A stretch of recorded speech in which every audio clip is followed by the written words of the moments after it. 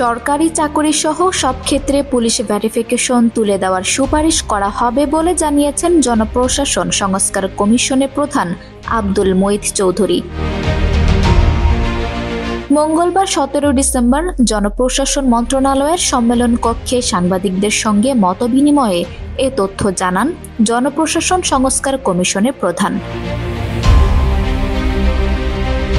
আব্দুল মুঈদ চৌধুরী বলেন, আমরা সিদ্ধান্ত নিয়েছি উপসচিব থেকে উপরের পদে পিএসসির পরীক্ষার মাধ্যমে পরীক্ষা নিয়ে পদোন্নতি হবে। আর যে কোটা ছিল তা 50% করে রাখা হবে। প্রশাসন ক্যাডারে 50% এবং অন্যান্য ক্যাডারে 50%। বর্তমান বিধিমালা অনুযায়ী উপসচিব পদে প্রশাসন ক্যাডারের 75% এবং অন্য সব ক্যাডারের 25% কর্মকর্তাদের নিয়োগ দেওয়া হয়।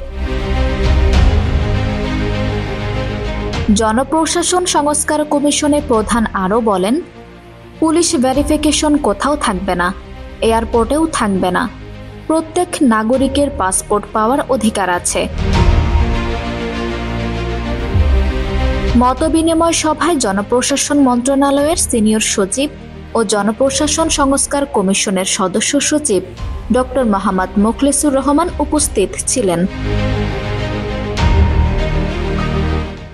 আঞ্জুম হক আরবি, আমার সংবাদ।